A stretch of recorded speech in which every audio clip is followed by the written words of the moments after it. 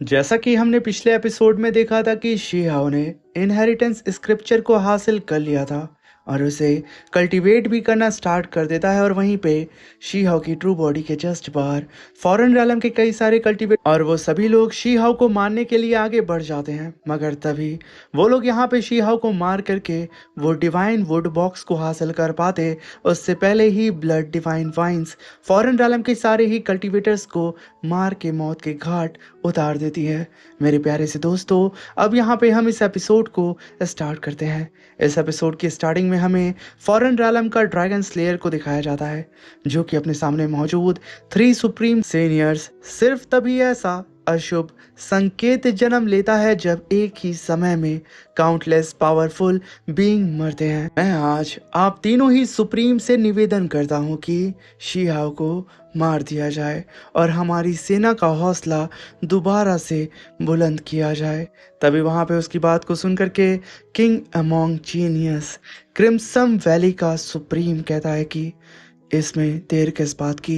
ये कहने के साथ वो शीहाओ को मारने के लिए आगे बढ़ रहा था। मगर तभी इंपीरियल क्लैन का कॉन्ग ताओ सुप्रीम कहता है कि beast God forest supreme realm के एक्सपर्ट को बहुत ज्यादा सप्रेस करता है, इसलिए रुक जाओ। ये कहने के साथ वो एक अटैक करके क्रिम्सन वैली के सुप्रीम को होल्ड करता और कहता है कि जल्दबाजी में कोई कदम मत उठाओ, और वैसे भी हमारा असली शिकार पहले ही आ चुका है। वो ग्रैंड एल्डर की बात कर रहा था और तभी हम देखते हैं कि वो सुप्रीम एल्डर भी कॉन्ग ताओ की बात को सुन करके रुक जाता है। और तभी हम वहां पे गोल्डन लॉयन को देखते हैं, जो कि उसके चारों ही तरफ सिर्फ खून उसे नजर आ रहा था और वो डिमोनिक वाइन्स उससे सटते हुए पीछे की तरफ जा रही थी। वो शीहाओ को देखते हुए कहता है कि ये साले मेरे रैलम की कल्टीवेटर, ये पक्का मुझे मरवा के ही दम लेंगे। बेचारे गोल्डन लॉयन की हालत यहाँ खराब हो चुकी थी। और तभी हम शीहाओ को देखते हैं जहाँ पे उसकी सोल अभी भी उस ट्रायल के अंदर मौजूद थी और शीहाओ की धर्मा बॉडी उसे प्रोटेक्ट कर रही थी। मगर तभी एक ब्लास्ट के साथ शीहाओ की सोल छटक करके पीछे जाती है। मगर सडन वो डीमन किंग यहाँ शांत हो चुका था और अपनी जगह पे खड़ा हो जाता है। तभी शीहाओ कहता है कि इनहेरिटेंस मेरी आंखों के सामने है, लेकिन एक ऐसी चीज जो मुझे मार भी नहीं सकती, मगर लगातार मुझ पर हमले किए जा रही है और मैं उसे रोकने के लिए कुछ भी नहीं कर पा रहा हूँ। आखिर किस किंग मास्टर ने ये ट्रायल डिजाइन किया था। अभी वहां पे शीहाओ उस डिमोनिक एनर्जी को देख के कहता है कि ये डिमोनिक एनर्जी ये तो पहले वाली बुद्धिस्ट एनर्जी के साथ मर्ज हो रही है। और लोग जानते हैं कि नेक लोग बुद्धा बनते हैं और बुरे लोग डीमन, लेकिन बहुत कम लोग समझते हैं कि सच्चाई इससे कई ज्यादा गहरी है। एक बुद्धा कभी भी अपने अंदर की बुराई की संभावना को पूरी तरह खत्म नहीं करता है और एक डीमन भी कभी भी अपने अंदर की अच्छाई को पूरी तरह नहीं खोता। स्टोन गेट पर बनी हुई 8 फॉर्म और डीमन स्टैचू द्वारा इस्तेमाल की गई 8 फॉर्म। ये कहने के साथ शीहाओ सीधे ही उस डीमन फॉर्म के ऊपर कूद पड़ता है। वो डीमन फॉर्म शीहाओ के ऊपर अटैक करता है। शीहाओ उसके अटैक को होल्ड करने के साथ साथ कहता है कि दोनों को मिला दिया जाए तो वही असली और कंप्लीट टेक्निक बनती है। Demon Buddha art 8 form shattering desolation बी holding truth divine eye penetration dharma body iron fold origin slash me devour me suppress me stone soul 3 times temper me. तभी शीहाओ कहता है कि तो ये कभी बैकलैश था ही नहीं, ये तो शुरू से ही बिखरी हुई बुद्धा 8 फॉर्म सूत्रा थी। अब मुझे सब समझ आ गया। एंशियंट बुद्धा 18 स्ट्राइक का ट्रायल दरअसल इसी इनहेरिटेंस को पाने की असली शर्त थी। जो उस ट्रायल को पार नहीं कर सकता वो कभी भी इस विरासत को हासिल करने के लायक नहीं था। ये कहने के साथ शीहाओ अपनी फिंगर को चार्ज करता है और एक काफी पावरफुल उस डीमन किंग की धर्मा बॉडी के ऊपर कर देता है, जो धर्मा बॉडी शीहाओ के ऊपर अभी अटैक कर रही थी। शीहाओ का अटैक उसके कई सारे एक्यूपंक्चर पॉइंट पे हिट करता है और एक धमाका होता है। इस धमाके के साथ शी हाओ ने इस ट्रायल को पूरी ही तरीके से कंप्लीट कर लिया था। शी हाओ अब अपनी कल्टीवेशन से उठता है और उसके चारों ही तरफ एक टेरिफाइंग ऑरा मौजूद होता है। उस ऑरा को देख करके गोल्डन लॉयन भागते हुए अपने दुम को हिलाते हुए शी हाओ के पास आके कहता है कि ये तो डिवाइन बुद्धा 18 फॉर्म है।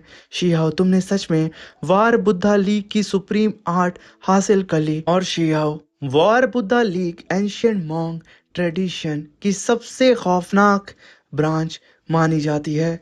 ये लोग किसी भी नियम या बंधन से बंधे हुए नहीं थे। इसी वजह से इन्हें डिवाइन बुद्धा भी कहा जाता था। कहते हैं कि उनकी आर्ट पूरी तरह इनविजिबल थी और तुमने वाकई उसकी इनहेरिटेंस हासिल कर ली। तभी शियाओ कहता है कि आखिर फॉरेन रैलम के कल्टीवेटर्स की इतनी लाशें क्यों पड़ी हैं, यहाँ क्या हुआ था। तभी गोल्डन लॉयन कहता है कि अरे कुछ नहीं, ये तुम्हें मारने आए थे ना ब्रदर शियाओ, मैंने इन सबको मौत के घाट उतार दिया।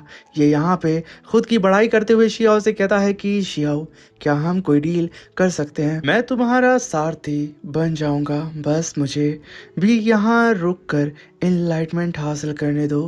तभी शियाओ कहता है कि ठीक है, मुझे कोई एतराज़ नहीं, लेकिन पहले ही चेतावनी दे रहा हूँ तुम्हें, ये मौका हर किसी के लिए नहीं है। ज़्यादातर लोग इस ट्रायल को सरवाइव ही नहीं कर पाएंगे। ये सुन करके गोल्डन लॉयन कहता है कि कोई बात नहीं, आखिर में मैं भी एंशियंट मॉन्ग लीग का डिसेंडेंट हूँ, तुम्हें पता है ना। ये कहने के साथ गोल्डन लॉयन शी-हाओ को बटरिंग करने लगता है और तभी गोल्डन लॉयन आगे बढ़ के अपनी कल्टीवेशन जैसे ही स्टार्ट करता है उसे तकलीफ होने लगती है। तभी वो चिल्लाते हुए कहता है कि इमॉर्टल मॉन्ग किंग, मैं हाथ जोड़कर आपसे माफ़ी मांगता हूँ, प्लीज़ मुझे माफ़ कर दीजिए, मुझे बख्श दीजिए।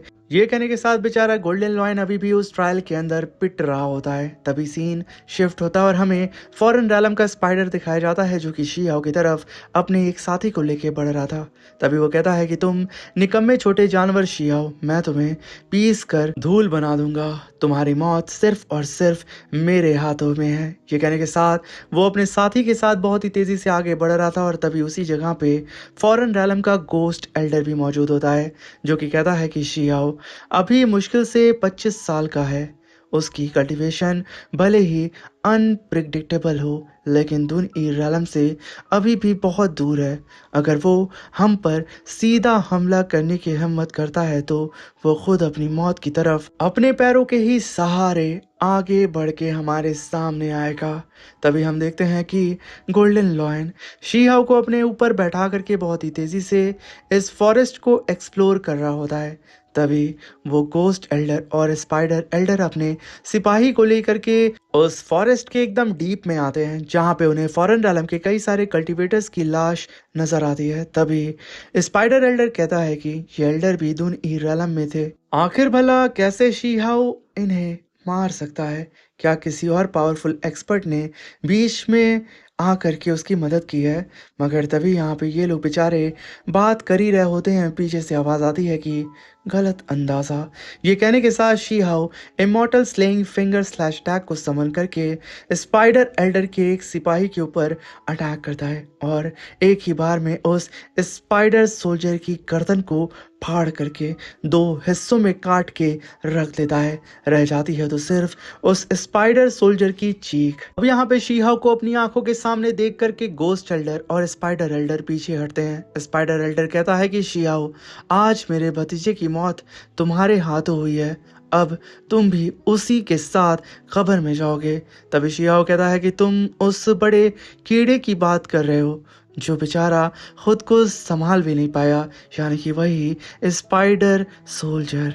मगर तभी हम देखते हैं कि स्पाइडर एल्डर अब सीधा ही शी-हाओ के ऊपर अटैक करने लगता है। शी-हाओ उसके सारे ही अटैक को होल्ड करता है और अपने ऑरा से ही उन सारे ही अटैक को खुद से दूर ढकेल देता है और अपनी स्पिरिचुअल आई को एक्टिवेट करते हुए कहता है कि चिंता मत करो, बहुत जल्द तुम भी उसका साथ देने के लिए उसके पास जाने वाले हो। तभी स्पाइडर एल्डर कहता है कि हमारे स्पाइडर क्लैन का बोन आर्मर जन्म से ही परफेक्ट होता है और हमारे बॉडी के कवच में एक भी कमजोरी या एक भी दरार नहीं होती है। अब शी-हाओ यहाँ पे अपनी स्पिरिचुअल आई को एक्टिवेट करके बहुत ही तेजी से उस स्पाइडर की तरफ बढ़ते हुए सीधा ही उसके ऊपर काफी पावरफुल पाम अटैक करके कहता है कि तुम्हारी ये डार्क आर्ट टेक्निक मेरे खिलाफ बेकार है।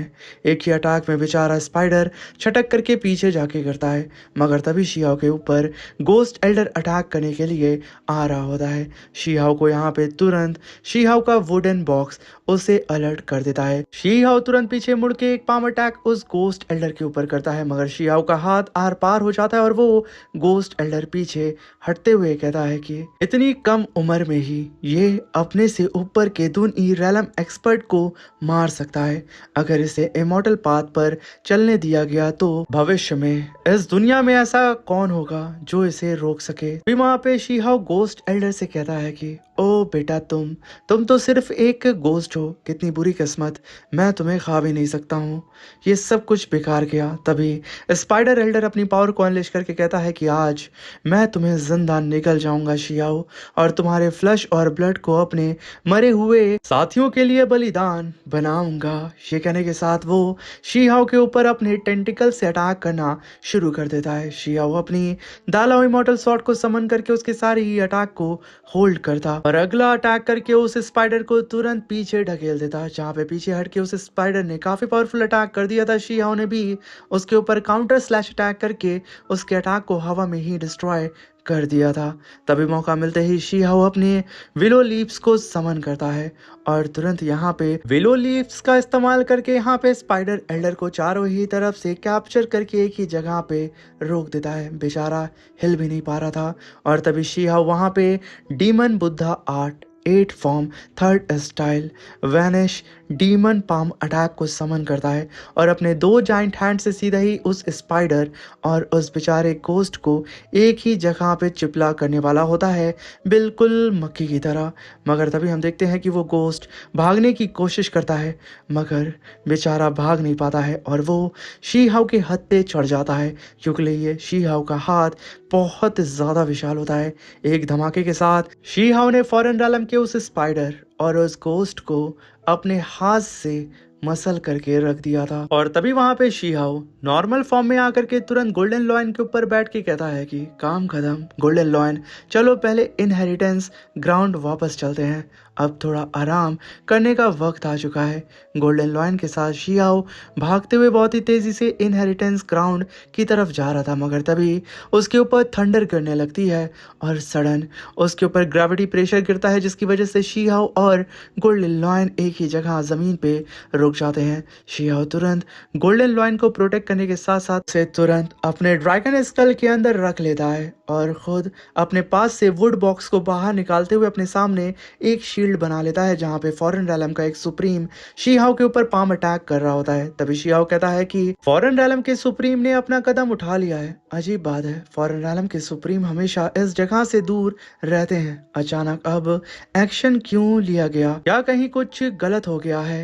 ये कहने के साथ शीहाओ वुड बॉक्स का इस्तेमाल करके यहाँ पे उस जाइंट से पाम अटैक को होल्ड करने के साथ साथ उस वुड बॉक्स को अपने पास रख के अपनी विंग्स को अपीयर करके बहुत ही तेजी से उस ब्लड बोधी ट्री के पास जाके खड़ा हो जाता है। तभी शीहाओ को आसमान से ग्रैंड एल्डर की आवाज सुनाई देती है, जो कि कहते हैं कि शीहाओ तुम कहाँ हो, चलो हम एम्परर गेट वापस लौट रहे हैं। अब ये सुनकर के शीहाओ काफी ज्यादा कंफ्यूज हो जाता है। तभी सीन शिफ्ट होता है और हम ग्रैंड एल्डर को देखते हैं, जो कि अपने यंग फॉर्म में आकर के बहुत सारे फॉरेन रैलम के कल्टिवेटर्स को मारते हुए शीहाओ की तरफ बहुत ही तेजी से बढ़ रहे थे। तभी शीहाओ के ऊपर ग्रैंड एल्डर नजर आते हैं, जो कि अपने ओल्ड फॉर्म में थे। अब इस चीज को देख करके शीहाओ कहता है कि ग्रैंड एल्डर क्या वो आप हैं। तभी ग्रैंड एल्डर अपना सर हिलाते हैं, जिसे देख के शीहाओ कहता है कि ग्रैंड एल्डर यहाँ एक फॉरेन रैलम का सुप्रीम मौजूद है, आपको सावधान रहना होगा।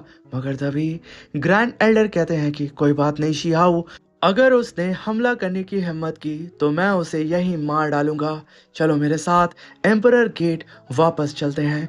ये कहने के साथ वो अपने हाथ को हल्का सा ग्रैंड एल्डर स्विंग करते हैं। शीहाओ की ट्रू बॉडी वहां पे पूरी ही तरीके से वाइब्रेट करने लगती है, जैसे कि वो किसी इल्यूजन में फंस रहा हो। जैसे ही यहाँ पे ग्रैंड एल्डर का ये ओल्ड फिगर शीहाओ की बॉडी के ऊपर कंट्रोल करता, शीहाओ की प्रीमोडियल सोल तुरंत इस चीज को डिटेक्ट करके कहती है कि ये तो गलत हो रहा है, ये खतरा है। और इसी के साथ ये शानदार सा एपिसोड यहाँ पे मेरे प्यारे से दोस्तों खत्म होता है। और अब मिलते हैं इसके नेक्स्ट एपिसोड में। Thank you for watching, bye bye, take care.